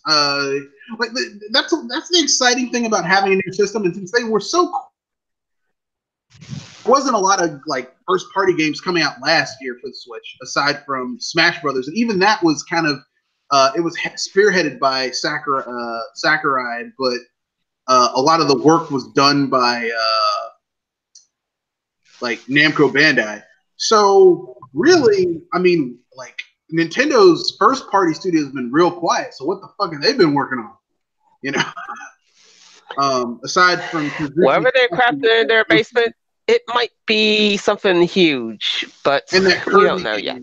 In that Kirby game port, Kirby's More Epic Yarn, whatever it's called, Yarnier Yarn, whatever. Yeah. And Dragon Sword has another comment. Is Microsoft or the Xbox division becoming third party because of Xbox Live going to be on the Switch and their name changed to Xbox Game Studios? This is what I'm like Emperor Palpatine. I'm like, it is going as I have foreseen. I'm going to say this right now. I hope that Nintendo does not take those guys because. Yeah. Now look. It's like them. You saying that they shouldn't take them is like when Sega went third party. There shouldn't be Sega games on a Nintendo system. No. Look, I was saying that. I'm saying that they shouldn't accept the online of Xbox because if anything, that's a little bit iffy already on its own. It competes with their own. It competes with their own, and it makes me think that how much trouble are they in to try to have Nintendo bail them out? Well, I don't think it's so much they're in trouble. The Xbox as a console has failed every single console gen. And I know some people are listening to this and they're like, how dare you say that the Xbox has failed? Look, the original Xbox, despite Microsoft pumping billions of dollars into getting it in the market, failed. Okay? It sold less than the GameCube. Okay? The Xbox 360 sold 4 times what the original Xbox did. But it had the Red Ring of Death. It was still in the red. It had the Red Ring of Death thing, which basically they would have turned a profit, but because they had to replace all those Xboxes and revamp their manufacturing lines and stuff like that, it still didn't make money. So the original Xbox lost money. The Xbox 360 lost money. And then they spent all this money out for all these special third-party exclusives, and it comes first to the Xbox and all this shit, and all that money they spent on marketing and shit like that. Xbox 360 did not make money. And, you know, you could arguably say that it never was like Microsoft, despite all their money, has never had an industry-leading console. The Xbox 360, a lot of people like that console, but it didn't lead the 7th gen. The leader of the 7th gen was the Wii. The leader of the 6th gen was the PS2. The leader of the 8th gen has been the PS4. So basically, Microsoft, despite spending billions, has never gotten anything out of it. It's the equivalent of being the bridesmaid, bride. Well, no, it's the equivalent of having a garden and you've planted seeds, you put fertilizer on it, you weeded it, you've when bugs came to try to eat your saplings, your plants, nothing came up, and yet your trees won't bear fruit. And yet you put all this effort into it and you get nothing out of it. Or at least it's like if it is fruit, the fruit is bad, or it's inedible.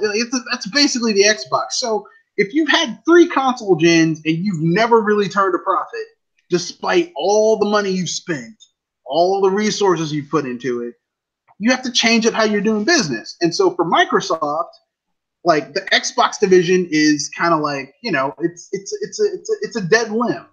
It's like when you have a tree and that one limb's just rotten and hanging there, you just got to take it off. So, I'm not going to get mad about it. I mean, Microsoft, this day has been coming for a long time. And this is what I told everyone. I said, they're either going, which is going to look bad, or they're going to do this. They're going to rebrand it, just call the entire, they're going to create a virtual cloud-based system, which is what they've been doing. Okay. And that's going to be the quote unquote Xbox. Okay. And it's, to be honest with you, I think Microsoft would have done better just doing this in the first place than trying to compete in the console space, because Microsoft doesn't have the chops to pull it off. As someone who, used to take band in high school and was part of the jazz ensemble and start the blues ensemble. There's this thing in music called chops, where if you can play music at a certain tempo and beat at a certain difficulty level, they say, hey, you got chops. But sometimes people come to the band and they need to go back to a lower tier. Microsoft ain't got the chops to play in the big boy pool. They don't. Not in the console industry. They don't have the chops. And I don't know why people ever thought they had the chops, because Microsoft's solution, instead of learning how to make better games, is to buy studios, fuck those studios up so that they aren't nearly as effective as they used to be, and then act surprised. Look at what they did to Rare. Look at what they did to Lionhead. Look at what they did to Ensemble Studios. Like, basically, if Microsoft buys you, you're dead. Like, more often than not, you're fucked. I was gonna say, if Microsoft buys you, it's the same as EA buying you. Yeah, except EA shuts you down after a certain period of time. Microsoft just keeps you on life support, kind of like how they did with, like they did with Rare. Yeah, with Rare and Lionhead and Ensemble Studios. Like EA is like, okay, you fucked up, we're shutting you down. Microsoft, it's like that movie Looper, where this guy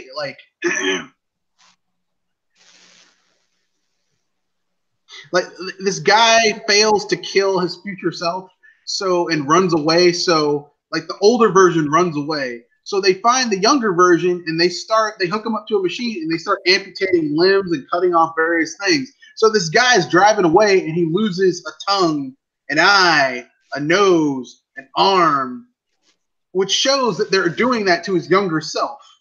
So, like, basically, it's like that's basically Microsoft. They cut and destroy bits and pieces of studios, and instead of just letting them die off, they just keep them going. So, Dragon Sword 15 has a vague 2019 Switch lineup. Animal Crossing, Luigi's Mansion 3, Damon X Machina. Oh yeah, that game looks cool. That game looks like the Gundam game that we should be getting, and yet no one ever wants to put out because they keep on putting out these lame ass Gundam games. Pokemon in Town. And unless some of these titles will release in the next 4 to 5 months, I don't think Luigi's Mansion is going to be that big. Like, Luigi's Mansion is one of those titles that a lot of people like. I want a new Luigi's Mansion, but I don't think Luigi's Mansion is like, it's not like a top tier title. Like, none of the Luigi games are really like, oh my god, I have to have this Luigi game. And then he also forgot to add Ultimate Marvel Alliance 3 on the list.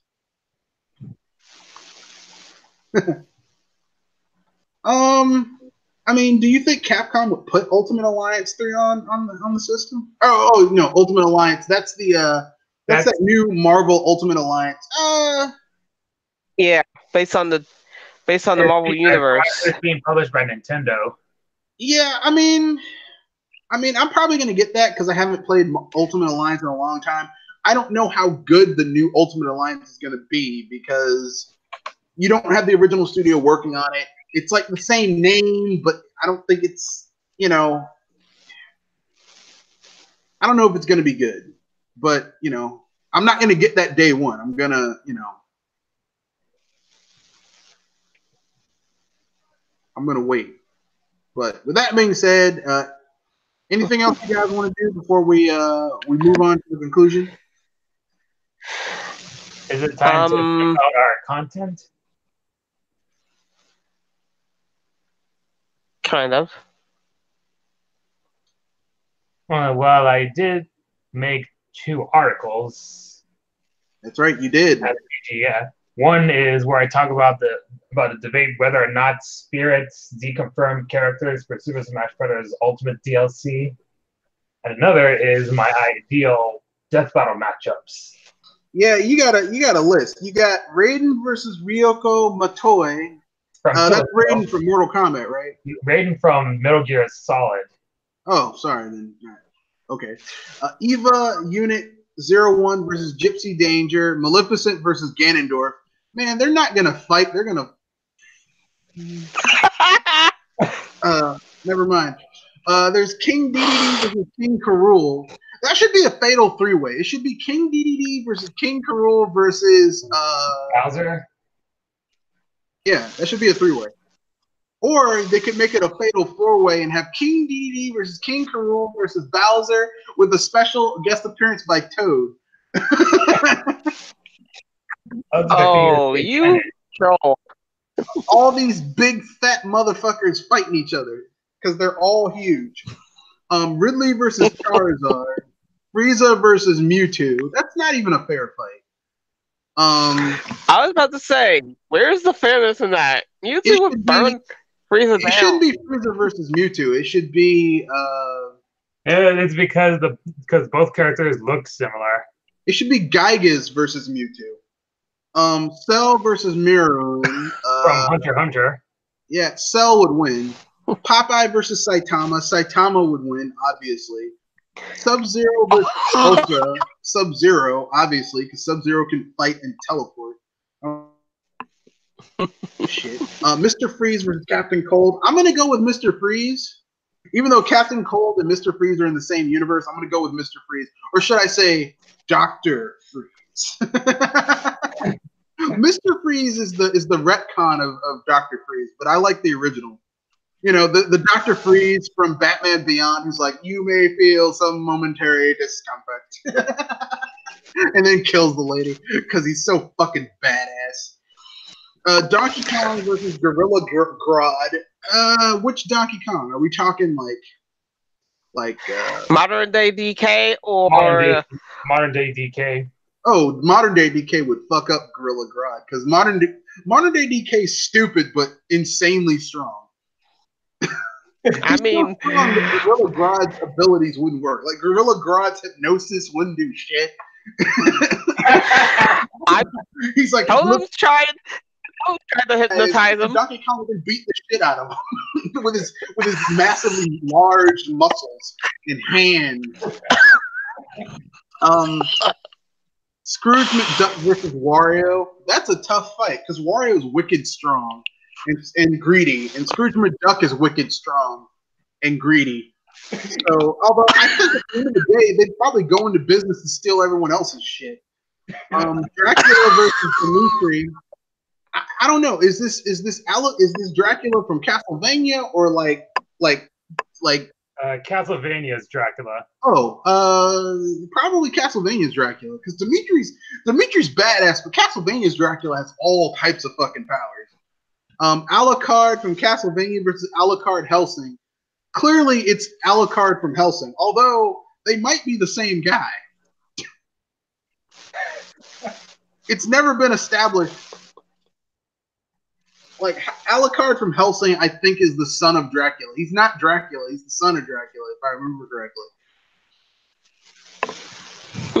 But whatever. Sailor Moon versus Twilight Sparkle. Both of them can go as far as I hate Sailor Moon. The real fight is Sailor Moon versus Inuyasha. I'd watch that. Oh, God. Did you have to go there? That's not even a similar theme matchup. It doesn't need to be. I just want to see Inuyasha kill Sailor Moon. Because I hate Sailor Moon. You're a total I hate Sailor Moon, so that's my thing. Dr. Eggman versus Dr. Neo Cortex. I'm down with that, but you gotta change the name of Dr. Robotnik. I give it to Dr.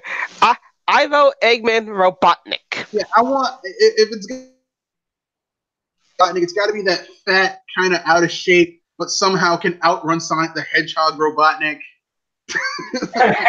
Mustache. Is the full thing because if anything, I'm getting formal with this and saying Neocortex might want to start running for the hills. Because Dr. Eggman would just belly bump him. He wouldn't even need to use any of his gadgets. He'd just be like, "Get out of here, Eggman," and belly bump him and knock him down from stairs or something. Then there's Duck Hunt Dog versus Poochie.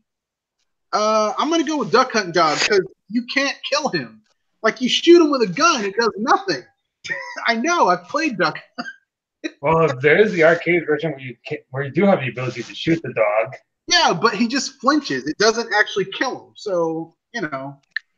The Grinch versus Jack Skellington.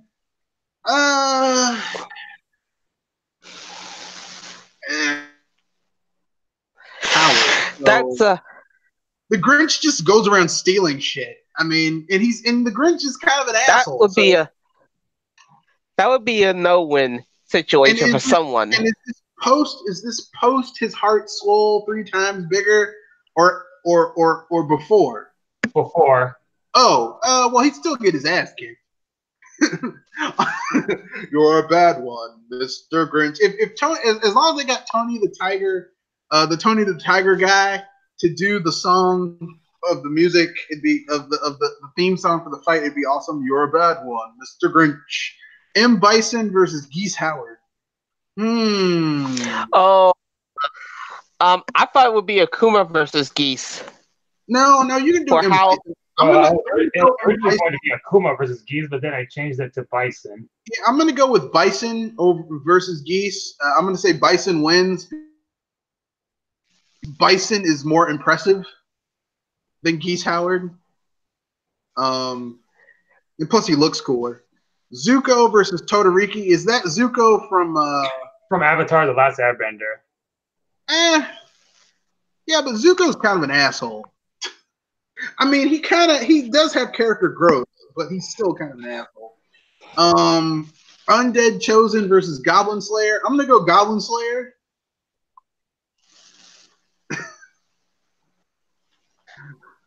Because of how the Undead Chosen is constantly dead. No, I'm going with Goblin Slayer just because he's not like Goblin Slayer is powerful because how he uses very mundane abilities in insane ways. Like how he defeats that giant ogre goblin, where he just basically that giant ogre where he basically opens a portal to the bottom of the scroll that sends out massive amounts of water pressure that cuts straight through the motherfucker. Like that's insane power right there.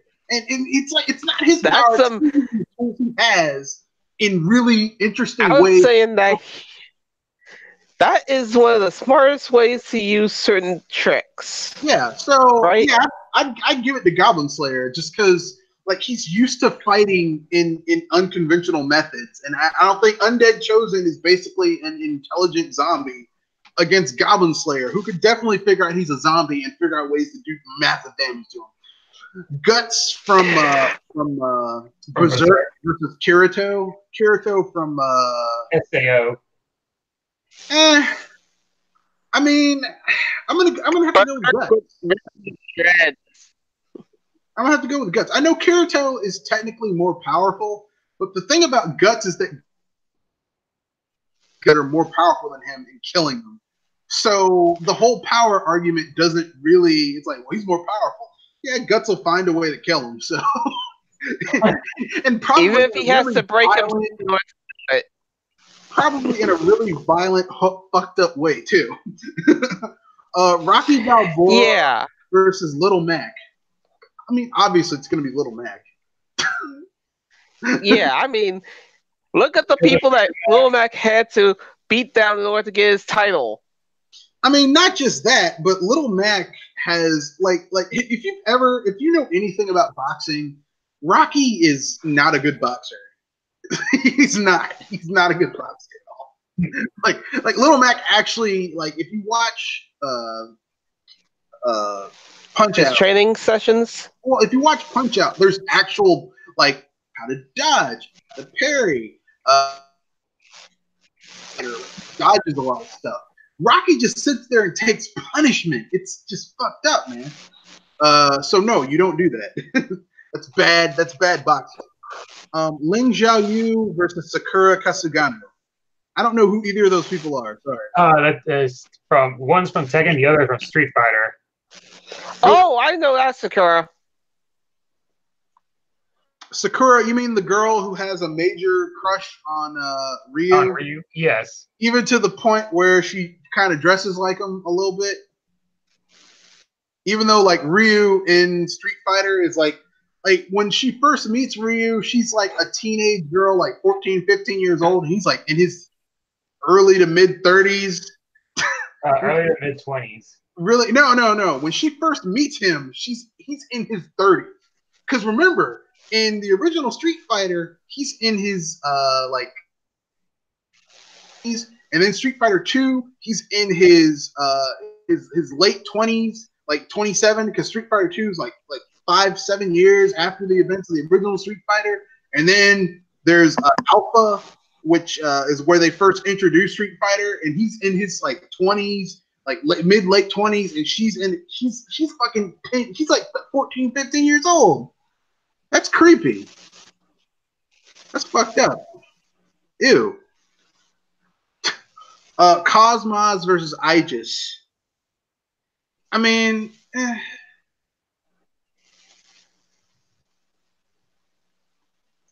don't know. And that's pretty much the entire list. Yeah, I don't know. What would be your ultimate thing? I mean, well, actually, you already had your list. My ultimate death battle matchup would be.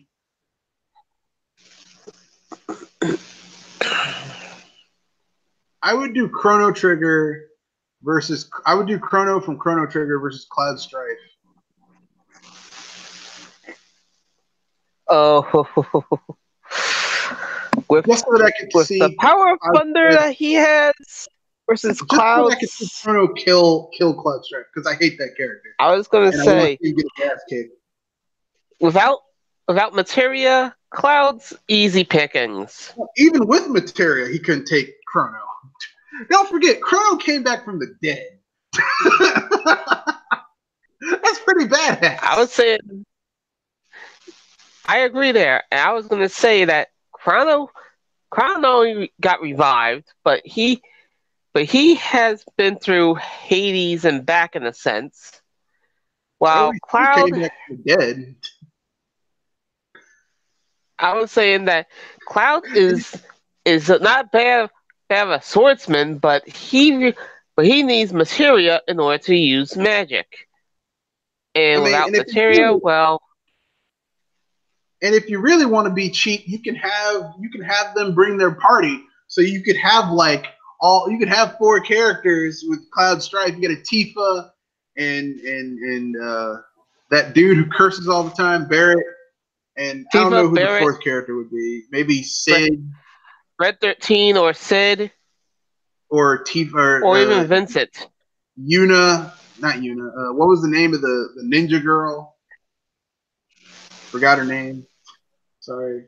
Yuffie or Ares. Yeah, Yuffie. I mean, Eris. Yeah, I liked Eris, but they killed her off, so fuck that. Not losing my healer again. But anyway, have his 4-man party up against a 3-man party of Chrono, and they use a triple tech and just wipe his ass the fuck out. That's not fair. I have this massive sword. You could have Luke. You could have Frog, Luca, and Chrono. And Frog's like, yeah, you must be compensating. Methinks you must be compensating for something with that massive sword.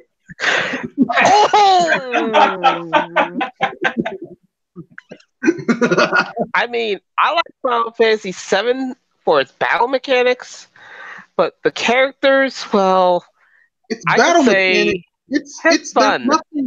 There's nothing revolutionary about its battle mechanics. It's literally the same battle mechanics that you had in Final Fantasy VI. It's the same shit. Not quite, because because you can have magic in 6. In 7, you only you can have magic in it. You need here's the thing. You need to keep the item on in order to have the magic. Okay, but everything else, that's a minor difference. That's very minor. Like that, it's really, really minor. Like aside from that, the overdrives, like how they have overdrives, very similar. The special attacks are very similar. Like each character has a slightly different special attack. Like I mean, not very innovative. The only innovative thing about Final Fantasy VII is that it's in 3D. A really fucking ugly, piss poor 3D. And the cinematic cutscenes, which, I mean, aren't that good either. So, you know. But yeah, I'd be down with that. What would be your favorite matchup? Final Fantasy VII. I mean, yeah. My ideal battle. Ooh. I told you, mine is Chrono Trigger versus Chrono from Chrono Trigger versus Cloud Strife. Or to make it a little bit more in depth, you could have Cloud and 3 of his party members versus Chrono and 2 of his. Because really, I mean, everyone's got to use their abilities. Maybe have Tifa. I can fight people. I have fisticuffs. I am a brawler. I am incredibly busty and a brawler, and I'm constantly taking deep breaths in front of Cloud Strife's face, but he'd rather be impaled by a large man with a very long sword and long hair. And Barrett's like, yeah, that's a little much there. I'll do something for you. He doesn't know how to use his buster sword. I'll bust something.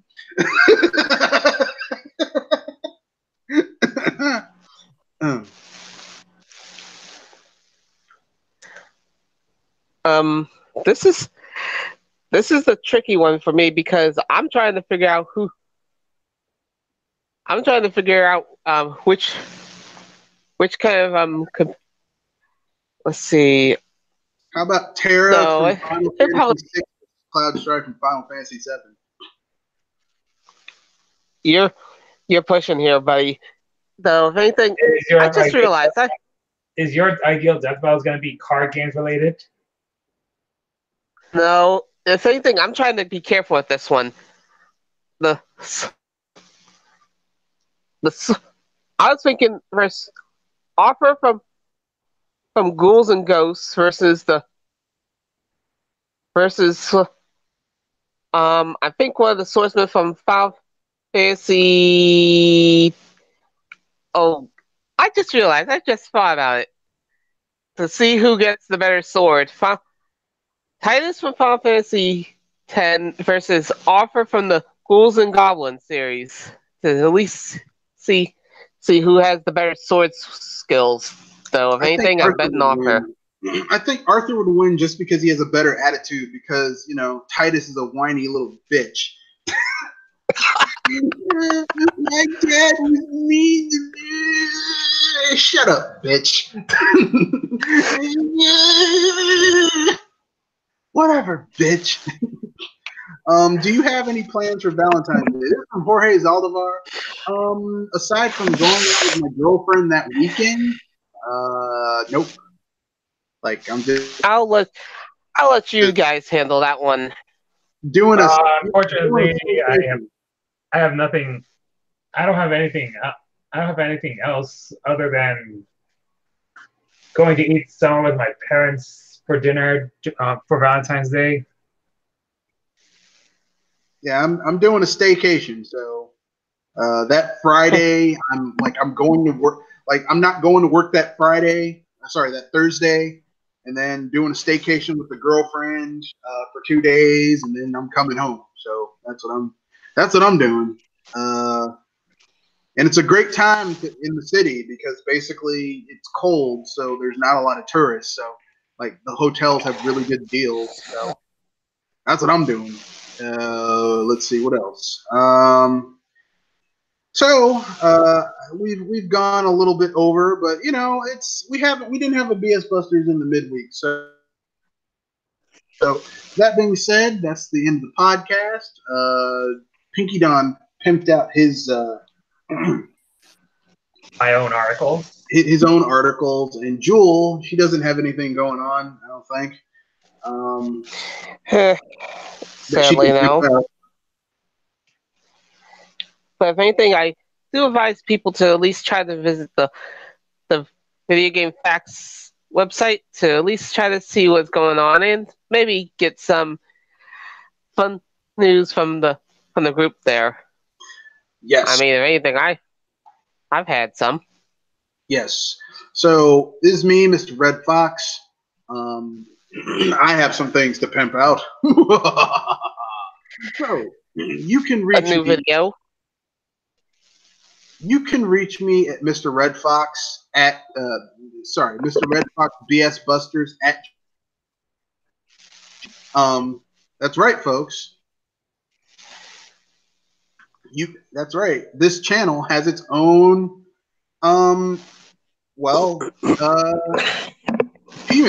email address. Yes, so you can reach me at Mr. Red Fox BS Busters at gmail.com. I will leave a link in the description. Actually, I have to change that so that people can actually leave me emails for future topics. If you would like to be on the podcast, etc., you can leave them there, and you can also leave questions, more in-depth questions, links to news articles that you want me to talk about, all that type of fun stuff. Also, if you want to give me a quick shout out, you can do Mr. Red Fox 91 at Twitter. So at Mr. Red Fox 91. That's at Mr. Red FOX 91. Not that I was born in 91. That's how many. I couldn't get any other like that. That was the number they gave me. So so at Mr. Red Fox 91. On Twitter, and Mr. Red Fox BS Busters at gmail.com. Or sorry, at gmail.com. So that's Mr. Red Fox. That's Mr. Red Fox BS Busters. BS Buster. That's all like it's Mr. Red Fox, all lowercase, BS Buster, all lowercase, no punctuation, at gmail.com. So with that being said, that's the end of the podcast. Thank you. Enjoy. Have fun. Play your games. And that's it. Peace.